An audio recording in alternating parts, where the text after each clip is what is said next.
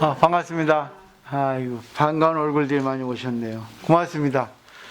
지금 코로나가 다시 재확산돼서 난리가 났는데, 저희야 조금 조심하고, 공부하고, 이렇게 하면 될 것 같아요. 마스크는 벗지 마시고, 이렇게 하시면 될 것 같아요. 오늘은, 경중의 왕이라고 하는 법화경 사상 중에, 보살행 실천에 대해서 말씀을 드리고 싶어요. 법화경은 말 그대로 제법실상이라고 하는 아침을 설하고 있습니다. 제법실상이라 하는 것은 모든 것은 진실이다, 모든 것은 진리다, 모든 것은 부처님이다. 이 제법이라는 것은 모든 것이라는 뜻이거든요. 실상이라는 진실한 모습이라는 뜻이에요. 그 나타나는 현상은 다 진리 아닌 것이 없다는 거죠. 그리고 나타나는 현상 그 안에는 무엇인가 모른다. 그리고 나타나는 현상은 고정적, 실체적으로 존재하고 있는 것은 아니다. 때문에 단정을 짓지 말라. 나타나는 현상에 대해서 어떻게 봐야 되는가 하는 것이 바로 제법실상, 그 10여시로 전개되고 있습니다. 근데 그 제법실상이라는 가르침이 이제 줄곧 쭉 나는데, 이 제법실상이라는 가르침은, 평등과 차별, 말하자면 공하고 색, 이 두 가지 같이 있거든요. 공불공, 이렇게 얘기하고도 합니다. 결국은, 나타나는 현상의 상태는 우리가 물 예를 든다면, 물은 얼음이 되기도 하죠. 물은 수증기가 되기도 하죠. 물은 또 사람이 먹어서 소변으로 배출되기도 하죠. 어느 것이 물의 실체냐, 물의 진실한 모습은 뭐냐, 제법실상은 무엇이냐 하면 아무도 모릅니다. 왜냐하면 물은 H2O라는 원소로 되어 있죠. 근본으로 보면. 근데 그것도 또 쪼개보면 실상이라는 겁니다. 그러니까 실상이라는 것은 부처님밖에 알 수 없다. 그리고 물이 여러 가지 인연에 거쳐가지고 어느 것을 변할지 모른다. 인간의 마음도 마찬가지다. 인간의 마음이 좋은 마음은 나올 수 있고, 나쁜 마음은 나올 수 있고, 슬픈 마음은 나올 수 있고, 또 즐거운 마음은 나올 수 있는데, 그것이 본체에는 무엇인가? 모른다는 거죠. 그죠? 기뻐한 순간 슬퍼하기도 하고, 나에게 좋았던 사람이 갑자기 나한테 나쁘기도 하고, 잘하던 사람이 못하기도 하고, 그러거든요. 그러니까 어느 것이 실체냐? 실체는 알 수 없다. 실체는 제법실상이라는 그 뜻입니다. 근데 그 나타난 현상 속에는 진실과 또 현상, 그거를 잘 아우러서 어떻게 우리가 관계를 해서 상대를 살리고 나를 살리냐. 결국은 서로에게 이익을 줄 수 있는 자리이타가 될 수 있는 게 바로 보살이거든요. 그래서 법화경 23분부터 28분까지는 보살에 대해서 나옵니다. 근데 보살이 나오는데 우리 인간이 아무리 그런 걸 이치로 이론적으로 알아도 실제로 생활 속에 어떻게 실천해야 되는가, 그건 알 수가 없어요. 실천이 알기 어렵단 말이다. 말로는 할 수 있는데 말 가지고는 안 되거든요. 그래서 실천의 본보기를 보이신 분이 23품의 야광보살, 그리고 24품의 묘원보살, 25품의 관세음보살, 이게 세 보살님께서 나오셔서 자기의 모습을, 자기의 실상의 모습을, 그리고 자기의 인연 따라 나타나는 모습을 보여주셨는데, 야광보살은 현일체 색신 삼매라고 하는 삼매에 들어갔습니다. 그건 무슨 삼매냐면 모든 사람의 모습을 나타낼 수 있는 삼매예요. 그러니까 내가 A를 만나면 A의 모습이 될 수 있고, B의 모습을 나타낼 수 있고, 나쁜 사람은 나쁜 모습을 나타낼 수 있고, 좋은 사람은 좋은 모습을 나타낼 수 있습니다. 그만큼 야광보살은 그렇게 전생에 현일체 색신 삼매를 얻었습니다. 그렇기 때문에 이 생에 야광보살이 되었다, 이런 내용의 이야기가 나오거든요. 이것만 되면 됩니다. 우리가 대인 관계를 할 때 며느리 입장이 되기도 하고, 사위 입장이 되기도 하고, 자식의 입장이 되기도 하고, 손자의 입장이 되기도 하고, 시어머니 입장이 되기도 하는 게 바로 현일체 색신 삼매예요. 상대 입장이 되는 겁니다. 그 다음에 24품 묘원보살은 마찬가지로 34가지 모습을 나타낸다 했어요. 34가지 모습을 나타내는데 이 세상 모든 존재에 대해서 나쁠 수 있다는 겁니다. 그 다음에 관세음보살을 보면은 33가지 몸을 나타낸다 했습니다. 숫자는 다른데 결국은 모든 사람의 모습을 나타낼 수 있다. 결국은 모든 사람의 마음을 알아줄 수 있다. 그런 거죠. 이게 바로 요지입니다. 그 내용은 길지만 뭐 제가 공부해 보니까 그렇게 요약할 수 있습니다. 그래서 오늘은 관세음보살이라고 하는 것은 어떤 것인가? 관세음보살은 33가지 몸을 나타내는 거죠. 그리고 관세음보살은 극락세계에서 잠시 사바세계 고를 배우러 온 거예요. 고. 그러니까 극락세계는 지극히 즐거움만 있어서 고를 배울 수 없거든요. 그러니까 아미타불이 유학을 보냈습니다. 아침 먹기 전까지 사바세계 가서 고를 배우고 오라 이렇게 말씀하신 겁니다. 근데 극락세계 시간하고 우리 사바세계 시간하고의 차이는 엄청납니다. 우리의 1분이 극락세계 1만 년이 될 수 있습니다. 그러니까 어떻게 보면 영원히 관세음보살이 사바세계에 있어서 고를 배우고 있다 그러거든요. 근데 어떻게 고를 배우고 있냐? 33가지 몸을 나타내서 고를 배우고 있다는 거죠. 그러니까 내가 지금 여자의 모습을 나타냈으면 여자의 모습을 나타서, 그리고 상대는 남편의 모습을 나타내면 남편의 모습을 나타서 저 사람도 관세음보살의 역할을 하고 있다는 거죠. 때문에 고를 배우기 위해서는 트러블이 있어야 됩니다. 서로 맞추지 않아야 됩니다. 시간관념도 서로가 틀리게 돼 있고 생각관념도 틀리게 돼 있습니다. 그렇기 때문에 다툼이 될 수 있고 서로의 생각이 틀리니까 왠지 저 사람은 왜 그래? 할 수 있거든요. 그죠? 어째 왜 그래? 나는 안 그런데. 그렇기 때문에 그렇게 해서 관세음보살은 고를 배우고 있는 중이에요. 이거를 믿어야 됩니다. 이거는 보이지 않는 것이기 때문에 믿는 수밖에 없어요. 과학적으로 증명할 수 없는 부분입니다. 때문에 믿음을 가지고 해야 됩니다. 사실 과학이라는 것도 설립자 입장이 되면 본 사람은 몇 사람 안 된대요. 다만 설립자가 이런 것이다 하는 것만 듣고 그럴 것이다 하고 이렇게 얘기를 하는 거죠. 그렇지 않겠습니까? 과학자라더라도 다 똑같은 실력의 과학자는 아니거든요. 인간도 마찬가지죠. 인간도 피아노를 칩니다.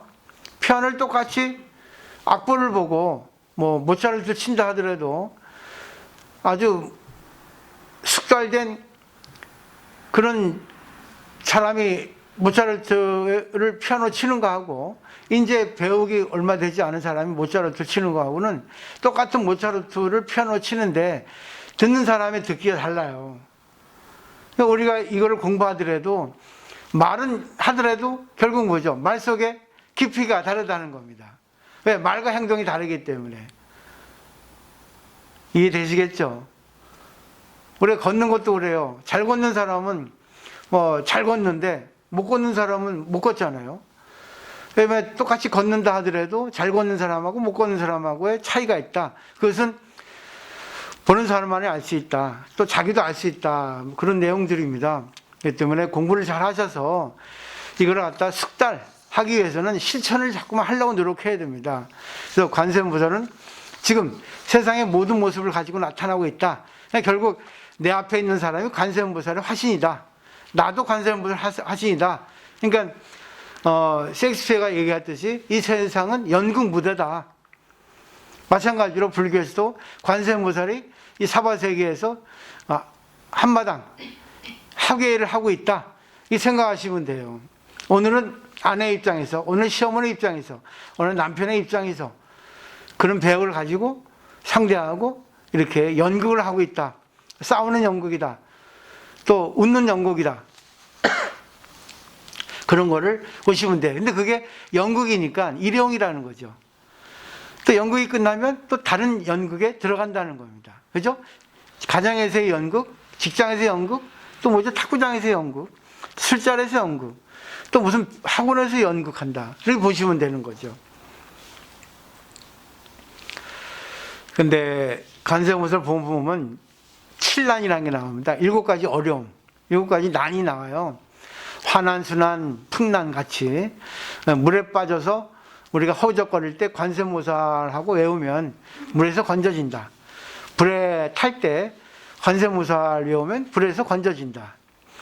또 폭풍이 났을 때 바람에 날아가는데 관세음보살을 배우면 폭풍에서 구제된다. 뭐 그런 내용들이에요. 이해가 안 되죠. 그래서 많은 사람들이 이걸 잘못 오해 해석해가지고 무조건 관세음보살 하면 다 해결된다 하는데 그게 아닙니다. 관세음보살은 진례 이름이에요. 관세음보살 하면은 나타난 현상을 내가 받아들이기 때문에 거기서 내가 정신을 차리는 겁니다. 그리고 받아들이니까 어떻습니까? 아, 불이 났구나. 오늘의 인연은 이것이구나. 불이 진리구나. 그럼 내가 어떻게 해야 될까? 해서 거기서 뭐 타 죽어도 아, 오늘 죽는 인연이구나. 관세음보살 하면 진리에 맡긴다는 겁니다. 이거를 이해하셔야 됩니다. 이 때문에 불교를 배운다고 모든 걸 다 해결할 수 있는 능력을 갖추는 건 아니에요. 불교를 배우면 배울수록 어려움에 초연해집니다. 아, 이까짓 거 뭐, 오늘 또 이걸 또 고를 배우라고 주시는구나 하게 되는 거거든요. 근데 그 뒤에 나가서 결론이라 할 수 있을까? 오늘 프린트를 나눠드리는데 관세음보살은 5가지 관찰을 합니다. 인생관, 뭐 생사관처럼 이 관법, 관심법을 하는 거죠. 오관이라 합니다. 그리고 오음 5가지 말씀을 하세요. 첫 번째 오관이 먼저입니다. 그래서 오관을 잘 배워보시고 이대로 관계할 때 적용을 하시면 좋을 것 같아요. 불교 심리학 중에 초심리학입니다. 이거는. 근데 불교는 법수라고 있는데 법의 숫자예요. 첫 번째가 제일 중요합니다. 첫 번째가 되면은 나중은 자동으로 따라갑니다. 이게 순차적으로 되어 있습니다. 그렇기 때문에 1번을 잘 보시면 돼요. 그래서 사성제 고진멸도도 고만 제대로 알면은 진멸도는 저절로 됩니다. 나에게 괴로움이 왔어요. 아, 이걸 해결하려 할 필요 없는 거예요. 고를 받아들이는 거예요. 그럼 고가 아니게 됩니다. 지금 춥잖아요. 고죠? 춥다 하면 불평하고 괴로워하는 거잖아요. 아, 추운 게 당연하지. 겨울이니까. 그러면 따뜻하게 옷을 입자. 아니면 뭐 히터를 틀자. 아니면 나가지 말자. 하죠. 그럼 고가 아니게 되는 거예요. 상대가 내 마음대로 안 된다. 고죠. 그럼 내 마음대로 안 하면 되는 거예요. 고가 아니죠. 근데 내 마음대로 해야 된다. 내 마음대로 안 되죠. 거기서 이제 문제가 생기잖아요. 그럴 때는 자기가 기도를 하는 겁니다. 관세음보살. 상대가 진리이기 때문에 그걸 맡겨야 되느냐, 내가 말을 해야 되느냐. 그 방법론이 여기 남아 있는 겁니다. 그래서 첫 번째, 오관 중에 진관이 첫 번째예요. 진실관. 진리를 통해서 이 세계를 보는 겁니다. 진관. 이는 공관이라고 합니다. 이 세상은 공이에요. 공은 투명하다는 겁니다. 나타난 현상은 전부 투명하다는 거죠. 이름이 없어요. 근데 세계에는 이름을 짓죠. 지금 나한테 상대가 와서 어거지를 부립니다. 근데 이걸 어거지를 부린다고 보지 않고 상대라고 하는 존재가 지금 나한테 무슨 말을 하고 있다. 이 보는 겁니다. 또 무슨 말을 한다? 두 번째가 청정관이에요. 어거지를 하고 있다. 어거지를 부리고 있다. 말도 안 되는 소리를 하고 있다. 근데 왜 청정관이야? 상대방의 입장이 되어주는 겁니다. 그러니까 진관이 되면 청정관이 저절로 돼요. 상대방의 얘기를 그대로 들어주고 선입견 없이 그저 그냥 소리로 듣는 거예요. 근데 그 소리 속에 내용을 내가 내 마음대로 나의 잣대 가치관에 의해서 재기 때문에 그것은 진관이 안 될 뿐입니다. 그러니까 순차적으로 볼 때 진관은 아 그래 나한테 무슨 소리를 하고 있다. 그 다음에 청정관은 내 고집, 내 생각을 넣지 말고 상대 입장에서 보자. 상대도 부처님의 자식이고 나도 부처님 자식이고 상대도 인간이고 나도 인간이고 똑같이 우리가 평등하게 살아가고 있는데 무슨 소리를 하고 있는가 보는 거죠. 그렇게 되면 상대가 어거지 쓰고 있는 내용을 이해하게 됩니다. 그 다음에 세 번째는 광대지혜관이에요.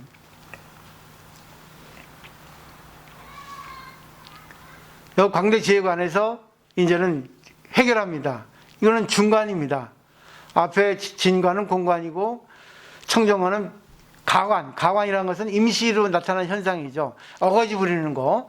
근데 어거지 부리는데 그걸 갖다가 내 입장에서 보지 않고 상대 입장에 보는 거예요. 저것이 어거지 부리네? 이런 식으로. 그럼 밉게 보지 않죠. 그죠?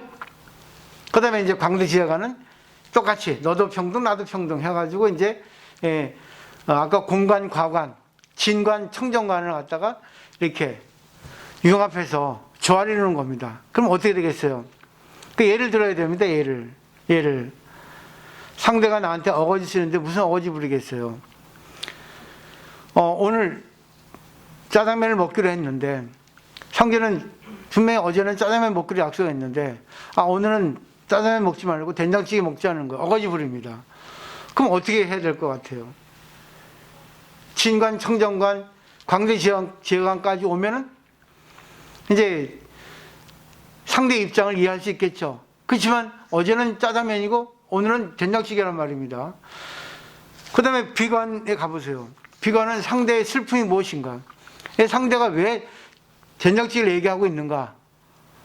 그 다음에 자관이에요. 자비관. 자관은 좋은, 상대를 기쁘게 해주는 거죠. 비관은 상대가 왜 저렇게 어거지 부른 저 슬픔이 무엇인가? 어거지 부르는 이유가 있거든요. 반드시 어거지 부를 때는 뭔가 마음이 뒤틀어서 그렇습니다. 그죠?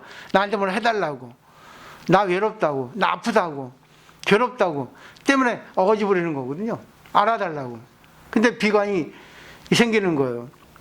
비는 뭐죠? 상대의 고통, 괴로움, 아픔을 갖다가 빼주는 겁니다. 상대의 입장이 돼주는 거예요. 상대의 싫은 소리를 들어주는 겁니다. 그 다음에 자가는 뭐죠? 상대를 맞춰주는 것도 되지만 상대가 어떻게 내가 해줘야만이 상대가 웃을 수 있을까? 참 어렵습니다, 이게. 그래서 불교가 어렵다는 거죠. 근데 어렵지 않아요. 내 생각대로 맞추려 하지 않으면 어렵지 않습니다. 어제 짜장면을 먹기로 약속했어요. 근데 이것도 나하고 상대 둘이면 문제가 안 됩니다. 근데 여럿이 되면 문제가 되죠. 이것도 생각을 하셔야 됩니다. 일단 두 명을 예를 들어 설명하죠. 자, 어제 너하고 나하고 짜장면 먹기로 했는데 오늘 왜 된장찌개를 얘기하니? 이럴 수 있죠. 어제는 짜장면 얘기했는데 오늘 왜 된장찌개를 얘기하니?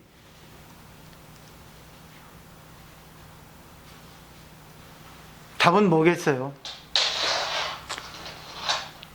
어제는 어제의 약속이고 어제하고 오늘은 시간 관계가 있습니다. 시간이 지나니까 마음도 변할 수도 있죠. 그러면 마음이 변하니까 그것도 진리예요. 짜장면도 진리고 된장찌개도 진리입니다.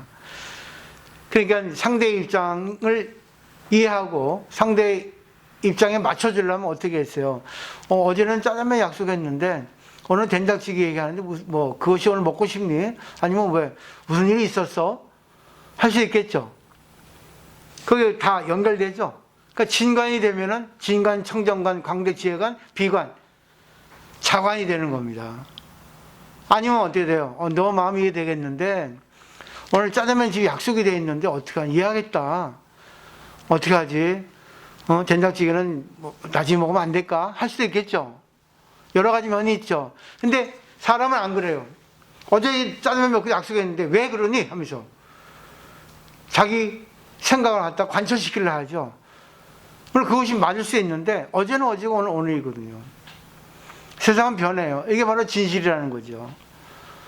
그러니까 나타나는 현상은 다 진실인데 이 세상에 또 자기 중심이 있어서 조금 진실이 아닐 수가 있거든요. 때문에 진실과 진실 아닌 거를 잘 융화해서 거기서 이제 답을 내야 됩니다. 서로가 좋은 답. 어떨 때는 내가 손해볼 수 있고 어떨 때는 상대를 누를 수도 있습니다. 상대에게 손해보라고 할 수가 있습니다. 그죠? 내 생각에 따라라. 안 된다 오늘은 미안하지만 상대 입장에 공감해주면서 그렇게 할 수도 있겠죠. 이 컨트롤이 중요한 거예요. 이게 자유자재로. 그렇기 때문에 관이라 한 겁니다. 관할 줄 있어야 돼요. 5가지로 관법을 해야 된다는 겁니다. 궁의 관심법은 이거는 상대가 안 됩니다. 궁의 관심법은 자아에서 나온 거예요. 제가 고집에서 욕심에 나왔단 말입니다. 근데 이 관세음보살의 오관은 진리에서 나온 겁니다. 그러면 진리는 여러 가지라고 하는 걸 아셔야 됩니다. 결국은 진리는 나도 좋고 상대도 좋아야지만 진리라고 할 수 있어요. 이 세상은 약속이잖아요. 이 세상은 옳고 그른 게 정해져 있죠. 근데 그것이만 진리가 아니잖아요. 상대 입장에 따라 틀릴 수 있잖아요. 다를 수 있잖아요. 그렇기 때문에 항상 이 오간의 입각에서 사물을 볼 수 있어야 되고, 그런 다음에 이제 오음이라는 게 5가지 소리가 있습니다. 관세음보살은. 첫 번째는 묘음, 관세음, 범음, 해조음, 승피, 세간음입니다. 묘음은 진리라는 거예요. 미묘한 소리입니다. 미묘한 소리는 뭐죠? 아까 말했던 공의 세계, 그리고 상대 입장을 맞춰준 소리. 근데 우리는 상대에 대해서 맞춰주질 못합니다. 공이라는 거는 상대 입장에 대해서 수긍해 주는 겁니다.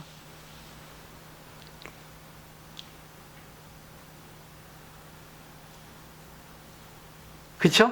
그래 이제 둘이 하나가 되잖아. 공이잖아.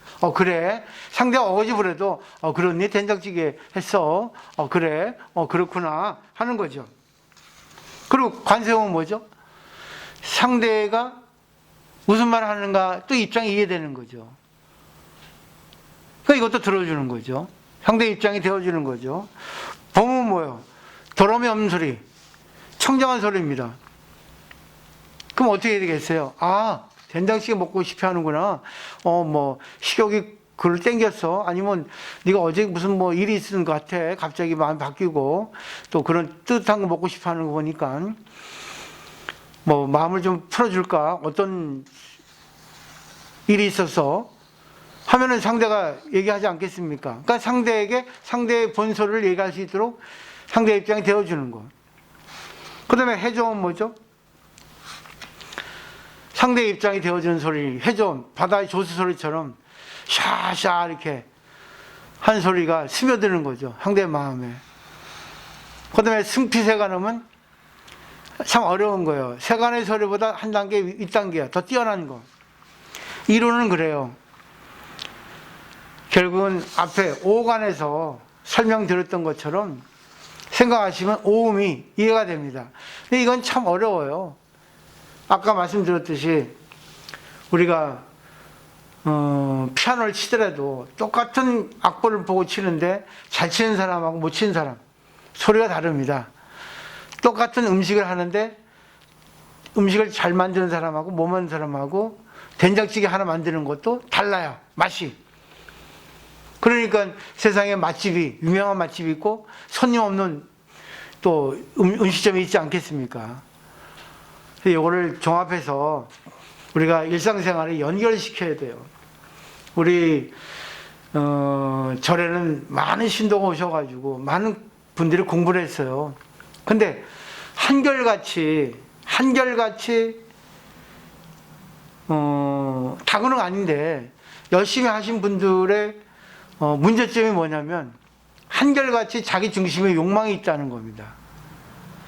자기가 잘하면 잘할수록 고집을 내세우더라고요.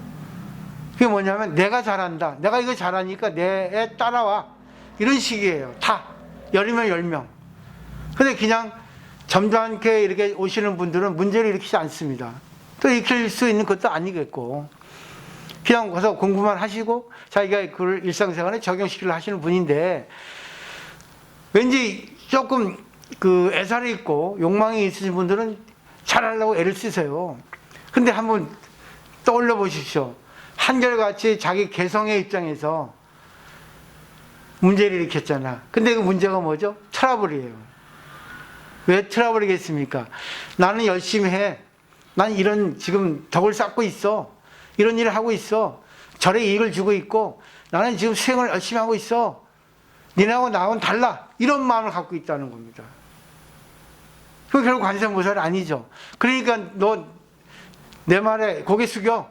나를 우러러봐. 이런 식이었어요. 한마디로. 어떻게 생각하세요? 그러면 교만이지 그거는 겸손이 아닙니다. 결국은 공부를 헛한 거예요. 내가 열심히 하면 할수록 내가 할 수 있게 해줘서 고맙습니다가 돼야 되거든요. 보시는 그래요. 보시는 내가 하는 게 아니라 상대가 나에게 하게 해줘서 보시를 할 수 있는 겁니다.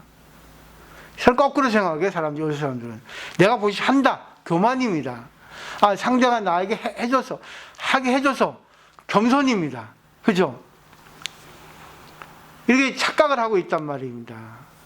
그러니까 우리나라 불교가 아직까지 이렇게 조금 미진하고 수지 조금 얕은 게 그 이유예요. 전부 이런 이론을 배워도 이론을 갖다가 자기 거 만들어서 이론이 자기로 나타나야 되거든요. 체현돼야 되거든요. 자기 몸으로 실천돼야 되는데 그런 분이 많지 않다는 거죠. 전부 말로만 교만이 나오는 거예요. 그러니까 똑같은 이렇게 배운 말을 해도 전부 교만의 말이 돼버리는 거예요. 근데 이걸 갖다 자기 거로 만드신 분은 똑같은 말을 해도 저분은 의지처가 되네. 저분은 내 말을 들어주네. 내 말을 받아주네. 그러는 거죠. 제가 공부를 한 사람하고 안 사람하고 이렇게 딱 이렇게 판단하잖아요. 그러면 공부를 한 분들은 일단은 내 말을 들어줘요. 아, 그래요? 하면서. 공부를 안 한 분들은 반드시 부정, 네거티브입니다. 그게 아니라 합니다. 아니면 뭐죠? 반대 의견을 내요. 그러면 아이고 멀었네. 항시 나를 이기려 합니다. 공부 안 된 분은 그래요. 공부된 분은 아 그렇죠 그렇죠 하고 또 나중에 반문을 할 수 있어요. 자기 의견을 내세우는 분. 결국 나를 받아준 거잖아. 긍정해줬잖아. 그죠? 그게 진광이 됐잖아.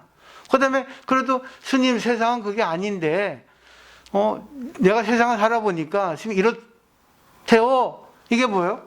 청정관이야. 이해하시겠어요? 그 다음에 광대지혜관이 생기는 거예요. 광대지혜관은 뭐죠? 스님 생각은 이해되고 스님 입장은 그렇지만 세상은 이렇습니다. 그렇기 때문에 좀 한번 생각하시면 어떻게 하면 뭐예요? 광대지혜관이야. 그 다음에 비관은 뭐죠? 내 입장에 대해서 알아주고 또 뭐죠? 나를 갖다가 기쁘게 해주는 거예요. 아 그렇군요. 고맙습니다. 근데 대부분 공부 안 된 분의 특징이 뭐냐? 딱 반론을 제기합니다. 아이고 슬퍼요. 그때는 아직 멀었네. 공부 좀 더 해야 되겠네. 이러는 거죠. 제 말 틀린 거 없죠? 관계를 해도 그렇죠? 그죠? 내 말 일단 긍정해주고 자기 얘기해도 되는데 근데 얘기하는데 딱 됐던 말 끊고 자기 얘기하는 분이 있지 않습니까? 근데 그분은 그분의 말을 맞을 수 있지만은 내 말에 틀릴 수 있지만 진리의 입장에 보면은 누구나 자기를 갖다가 수구해 주는 사람을 좋아하지 자기를 부정해 주는 사람을 좋아하지 않습니다. 제가 보살님들과 관계에서 이렇게 지도를 할 때 빨리 공부하세요. 그렇게 해가지고 그거 아니면 이렇게 하세요 하면은 못 받아. 되게 안 받으려 그래요. 그냥 받아주고 아 그러세요? 뭐 알아서 하세요. 괜찮습니다 하면은 좋아해요 저를. 근데 교육은 안 되죠. 그죠? 어느 게 맞을지 저는 모르겠어요. 그때그때 인연이라 생각하고 제가 이제는 저의 공부를 시켜주시는구나. 아 세상 체험이 없는 나를 체험하게 해주시는구나. 아 나는 이런 마음이니까 스님 좀 배우세요 하고 저런 마음을 내는구나. 날 부정하게 해서 날 무시해서 아 이렇게 또 나보고 오한과 오음을 하게 해주시는구나 이렇게 생각합니다. 그렇게밖에 생각할 수 없어요. 왜? 상대를 바꾸지 못하니까. 상대가 공부 안 해서 어떻게 하겠어요? 내 말을 못 먹는데. 그러면 내가 공부해야죠. 상대 못 바꾸니까. 근데 또 공부하시는 분은 내가 얘기하면 아 그래요? 선생님 고맙습니다. 하나 가르쳐 주셔서 이렇게 됩니다. 잘 공부 지금 한다는 차원에서 이거를 오음을 잘 들으시고 일상생활에서 한번 참 적용해서 살려보시면 좋겠어요. 외우시면 좋을 것 같아요. 한번 읽어볼까요? 진관, 청정관, 광대지혜관, 비관, 자관 요것만 외우면 됩니다. 그 다음에 묘음, 관세음, 범음, 해조음, 승피세간음 이걸 좀 외워주시면 좋을 것 같아요. 그러면 외움으로써도 이게 쑥 머리에 떠오르거든요. 근데 이것이 다 하나이면서 다섯이고 다섯이면서 하나예요. 그러니까 첫 번째가 되면 다 됩니다. 진리가 뭐죠? 근데 자기야 이해돼. 맞아. 그것도 이해되는데 근데 또 저런 것도 있더라. 그게 바로 청정관이에요. 상대 입장에 대해서 세상에 대해서 얘기하니까 상대는 받아주거든요. 그게 아니야 하고 승질을 해보세요. 교묘하게 말 꼬아가지고 언중육을 해보세요. 상대 알거든요. 말에 가시가 있으면 상대 알아들어요. 그죠? 다 알아듣죠? 다 바보 아니거든요. 상대가 날 무시하는 말이냐, 상대가 날 존중하는 말이냐, 들어보면 알아요. 근데 딱 사람들 그러잖아. 입 닫아버리잖아. 아니면 승질 들어온 사람은, 야, 그게 아니야! 이잖아요. 그죠? 제 말 맞죠? 예. 제가 체험은 하지 않아도, 지금까지 그냥 살아왔겠습니까? 그냥 공부해 왔겠습니까? 이제는 그런 보살이 되셔야 돼요. 많은 분들에게 들어주는 보살, 상대의 입장에 되어주는 그런 보살, 오간의 진관을 먼저 하셔야 된다는 그 말이죠. 네. 질문 있습니까? 네, 마치도록 하겠습니다.